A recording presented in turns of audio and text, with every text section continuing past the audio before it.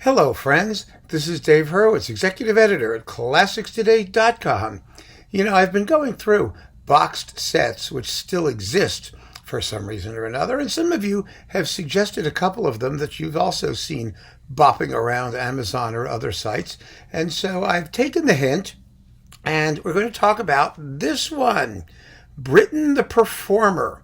A 27 CD set, here's the actual box, on Decca, which is still around at a very good price, and which contains really, really splendid performances featuring, you guessed it, Britten as a performer, that is, as a conductor and as a pianist. I mean, occasionally he plays the accordion or the slide whistle too, I suspect, but basically here we're talking about conducting and piano stuff. And Britten was an absolutely first-class performer. In fact, it's indicative of just how good he was that most of the stuff that's in here has been in print since it was originally issued for a very, very long time. I really is remarkable when you go through it, and we're going through all of it, to see just how much stuff was still respected, and still, not just because he was Benjamin Britten, the famous composer, but because it was really musically good. He limited himself to, I think, those composers that he really had a very strong interest in, and that is, Bach, Mozart, Schubert, that kind of stuff, the classics, the basic classics, and he did them just with total and complete sympathy. Now, some people will talk about, we've had the period instrument movement and all this stuff. These were all recorded mostly recorded in the 60s and early 70s, and so it was before all of that took off. But I don't think these performances have dated, not a bit. They're completely sympathetic and just extraordinarily musical, always. And that's what Britten brought to the table. He brought a composer's sensibility to the music. He may not have been the most charismatic or passionate exponent of some of these pieces, but he was always unbelievably musicianly. By that I mean he always caught the flow of the music. He understood the expressive content. He knew how to phrase and characterize it. It's just so beautifully done. Very, very beautifully done. Well, let's talk about what's in here, and you'll see exactly what I mean. I suspect we begin, I've got the booklet, it's easier than digging out all the CDs one at a time. We begin with the St. John Passion, with the English text by Imogen Holst. Now, I have never cared whether this was in English or not. It works perfectly well either way, since the story is completely dismal and sad, but the text is fine. It really is fine, and this is a wonderful performance of the St. John Passion. It's absolutely one of the reference recordings in the pre-period instrument style. So it's just great. And if you don't mind the English text, then you should go for it. It was always available separately. I think I have it separately sitting over there somewhere, and it's just terrific. It's absolutely terrific. Next, we get two Bach cantatas. We get Süßer Trost, Mein Jesu kommt, BWV 151, with Heather Harper, Helen Watts, Peter Pears, and John Shirley Quirk, and then Herr, dein Augen sehen nach dem Glauben. Yeah, BWV 102, with Janet Baker, Peter Pears, and Dietrich Fischer-Dieskau. I mean, who is not going to want that stuff with that list of soloists? And that is the other thing I need to talk to you about. Well, there are two things. Number one, there are no texts and translations in this thing, which is annoying, as it almost always is in these circumstances. It would be nice to have them, particularly when there's so much vocal music. They really should. But it's an inexpensive set, and so, beggars can't be choosers. It's always a money issue. But the other point, and the more important one, musically speaking, I think, is that one of the reasons these performances are so wonderful is that Britten surrounded himself with consistently first-rate partners, whether it was Pears or Fischer-Dieskau or Sviatoslav Richter or Janet Baker or Mstislav Rostropovich. He always worked with the best. I think that inspired him to give his best, and it inspired them to do their best. It really was just an amazing, amazing constellation of star performers that he brought with him to Attleborough to do his festivals and other things, and he recorded with them, and it must have been a heck of a good time for everybody who was there. So next we get the complete Brandenburg concertos, which are also just terrific, absolutely splendid, with the English Chamber Orchestra, and Purcell's The Fairy Queen, certainly the best performance of that before John Eliot Gardner came along and did it on puréed instruments, which kind of revolutionized our feeling about Purcell. But Britten, again, had tremendous sympathy for the idiom, and the soloists are Jennifer Vivian, and, well, you get two attendants, James Bowman, the countertenor. Okay. He was the one that was available back in those days if you wanted a countertenor, basically. And Peter Pears and Mary Wells and Ian Partridge and John Shirley Quirk, and you know the crew. And they are splendid, absolutely splendid. So you get that. Then you get the Birthday Ode for Queen Mary with Heather Harper and Josephine Vesey, sorry about that, Josephine, James Bowman, etc. The Shackney in G minor for strings, all with the English Chamber Orchestra. And we're already up to CD7. 2 Haydn symphonies. Yay! Britten didn't do as much Haydn as Mozart, but his vision of Haydn was quite similar, as was his, in keeping with his vision of classical period repertoire generally. Lively, clean, expressive, intelligent, well-paced, beautifully balanced performances. We get the Farewell Symphony and the Schoolmaster Symphony No. 55 and the C Major Cello Concerto, which was a new thing in those days.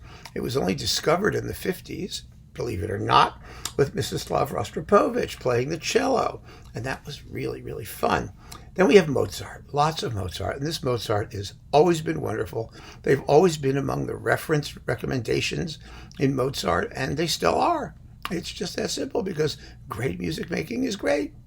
And fashion and style and idiom and those things, it's kind of irrelevant, because when the music making is great, you always have the idiom.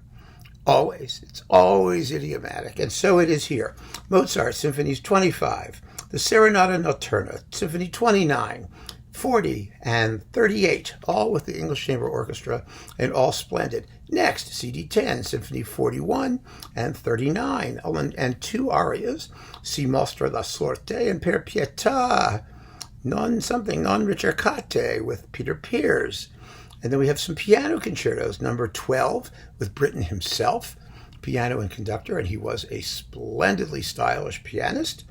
And the sonata for piano 4 hands in C major, and the sonata for 2 pianos in D major with Sviatoslav Richter. These are legendary, absolutely legendary performances. That's all you can say about them since the day they were first issued.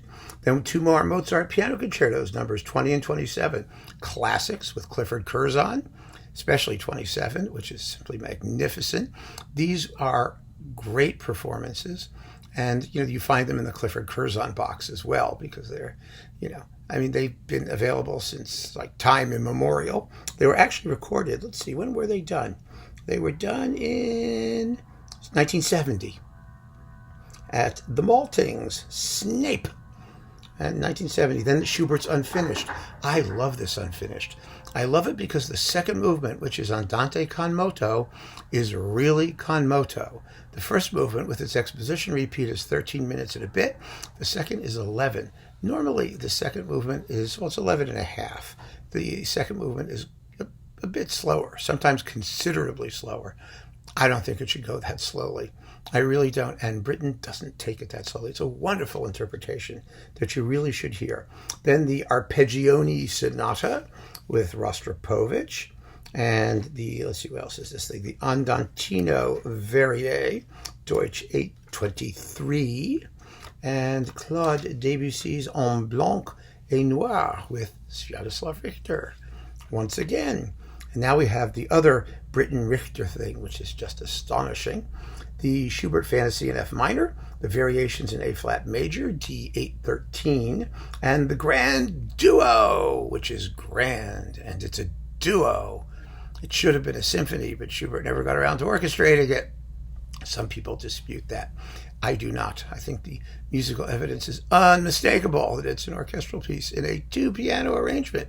And some of the orchestral versions are really quite well made and worth hearing. Anyway, that's just, Britten, Richter, Britten, Richter, Richter, and Britten. What's not to love? Then we have the song cycles.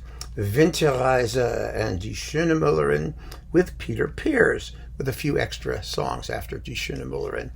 Again, classic versions, even though Piers's voice is, shall we say, an acquired taste. It always was.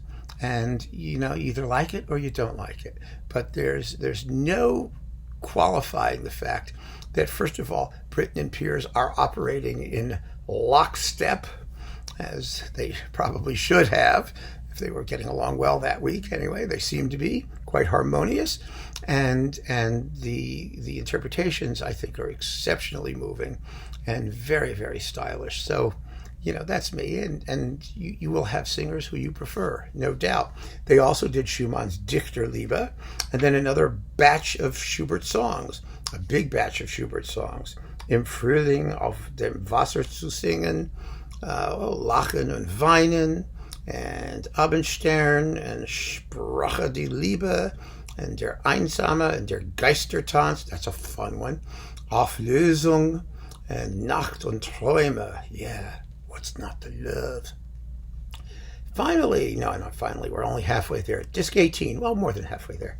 Scenes from Goethe's Faust by Schumann. Now, at the time that Britten recorded this, nobody was listening to Scenes from Goethe's Faust by Schumann. It happens to be a lovely work, a first-class work, and Britten was fascinated by it, and he turned in what really is the reference recording of it, or it was for decades. There may be others now, that more of them have come along, that may equal it, but it's just a superb reading, and it's with Fisher Dieskau, Elizabeth Harwood, Shirley Quirk, Peter Pears, Jennifer Vivian, Felicity Palmer, Mariel Dickinson, Robert Lloyd, Alfredo Hodgson. Just look at this list of singers. They were just the best you could get. And, Britten had his standards of exaltedly high quality in everything he did, and it's just fabulous to hear. Then there are the Fünf Stücke im Volkston with Rostropovich and Britten, the 5 pieces in folk style. And then there's an orchestral disc that consists of Delius, Summer Night on the River, and 2 aquarelles and bridges, Sir Roger de Coverley for string orchestra, and the Elgar Introduction and Allegro. All beautifully performed. It makes a lovely, lovely program. Oh dear. Yes, next. On disc, let's see, 20, CD 21, and, 20 and 21. Yeah, that's where we are. You get Elgar, the dream of Gerontius, the raunchy old dream of Gerontius. It's a very good dream of Gerontius. It competes very, very favorably with classic sets by Bolt and Barbirolli, and then later on Hickox and other people did it too. I have a problem with this piece. I have to tell you, it's just the music is glorious, but the text is horrible, and I already talked about it in my electric Elgar box chat, so I don't have to do it again, other than the fact that the Demons Chorus should be called Low-Born Clods, because that's the first line, low-born clods of brute earth. I just love that line. And then of course, there's Fried Soul, when the soul gets zapped by God and shipped off to purgatory. It's just, oof. But the music's great, and the performance is absolutely convincing. Britten obviously had far less of a problem with what was going on than I do. So there you go. So you probably will side with Benji and not with me, and that's perfectly fine. CD 22, Shostakovich Cello Sonata, the 7 block romances, and the Janacek Pohádka. You've got Emanuel Hurwitz violin, Rostropovich on the cello, and no less than Galina Vishnevskaya, the dedicatee of the block romances, doing the block romances. That is some performance, let me tell you. Then we have Vaughan Williams on Wenlock Edge, with Peter Pears in its chamber version, string quartet and piano, and the Frank Bridge Fantasy Quartet and let's see, the Bridge Cello Sonata, Debussy Cello Sonata, all again with Rostropovich and Britten at the piano. Yes. Oh, this disc of Granger folk song settings. This is just delightful. This was such a wonderful disc, and it didn't stay in print that long because Granger was a little odd. And, you know, they have such wonderful titles like There Was a Pig Went Out to Dig. I like that one. And you do get Shepherd's Hey, which, of course, we always need to have. But I like There Was a Pig Went Out to Dig. And Let's Dance Gay in Green Meadow. And you know, some of these things are, well, you know, and they're wonderful. They're wonderful, wonderful settings. Britten plays the piano. You have the English Chamber Orchestra in the orchestral arrangements, and gosh, they're fun. They're just wonderful fun. And I think one of the highlights of the whole collection, because it's Haydn, is the 6 English canzonettas with Peter Pears and Britten. And these are wonderful. So the Sailor Song, The Wanderer, Sympathy, She Never Told Her Love, Piercing Eyes, and Content. And they are wonderful songs. If you don't know Haydn's English songs written in London, there are about a dozen of them plus 2 extra ones. They are masterpieces. Absolutely. In fact, I'm going to do a little talk on one of them very soon. So you know, you can look for it if you see this. You know, in a little bit past the day you're going to see it initially. It'll be wonderful. And then Holst, 12 songs. This is an English song thing.